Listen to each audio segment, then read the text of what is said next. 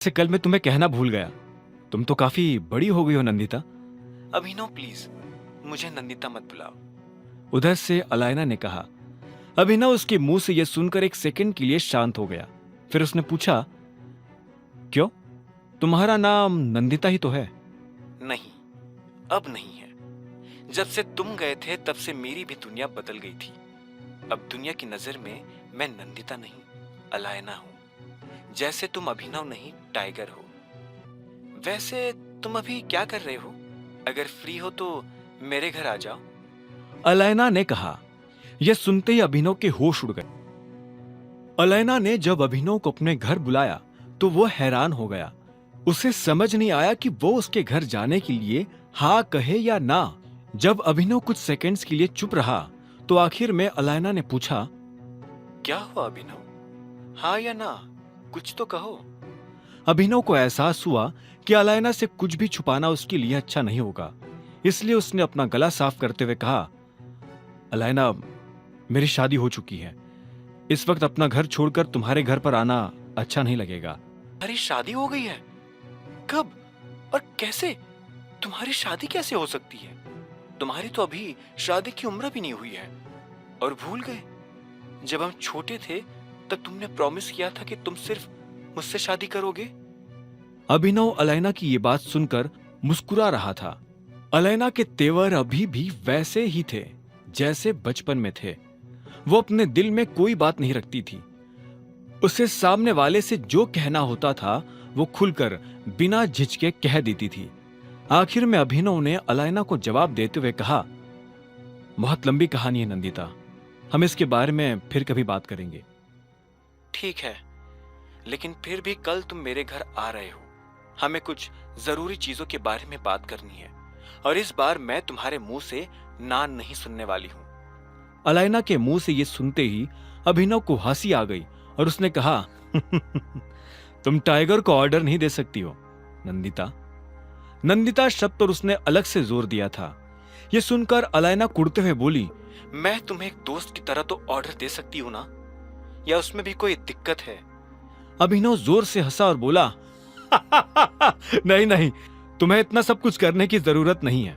वैसे भी हमें अब एक दूसरे से मिलना तो है ही, तो मैं आ जाऊंगा।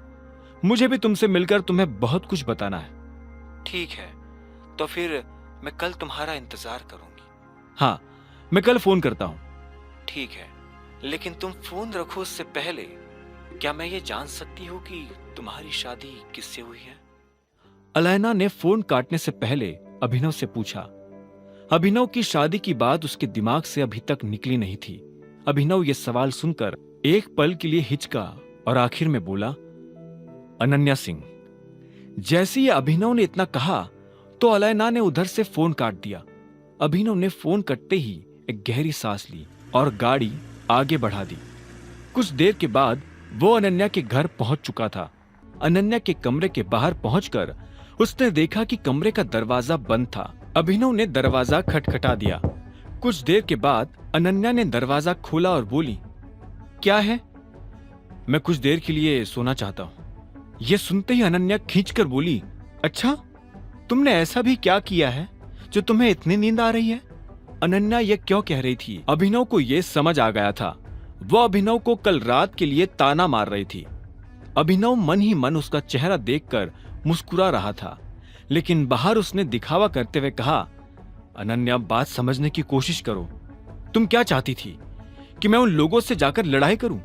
मैं इतने सारे लोगों से अकेले कैसे लड़ता? आखिर में अनन्या ने गुस्से में अपने कमरे का दरवाजा लगाया और अंदर चली गई।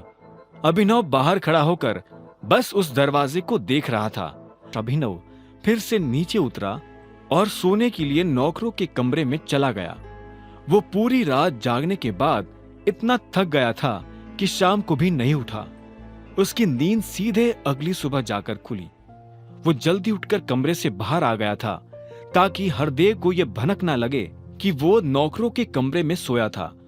अगर हरदेव को पता चल जाता तो अभिनव और अनन्या दोनों के लिए मुसीबत खड़ी हो सकती थी। जल्दी बाहर आकर उसने अनन्या के कमरे का दरवाजा खटखटाना शुरू कर दिया था। वो दरवाजा खटखटा रहा था, लेकिन उधर से अनन्या कोई जवाब नहीं दे रही थी। ऐसे में जब उसने दरवाजे का हैंडल घुमाया तो पाया कि दरवाजा अंदर से लॉक नहीं था। उसने धीरे से दरवाजा खोला और कमरे के अंदर दाखिल हो गया। आगे की कहानी जानने के लिए देखें अगला एपिसोड सिर्फ पॉकेट एफएम के यूट्यूब चैनल पर, और द रिटर्न ऑफ टाइगर के सारे एपिसोड्स को सुनने के लिए डिस्क्रिप्शन में दी लिंक से डाउनलोड करें पॉकेट एफएम ऐप।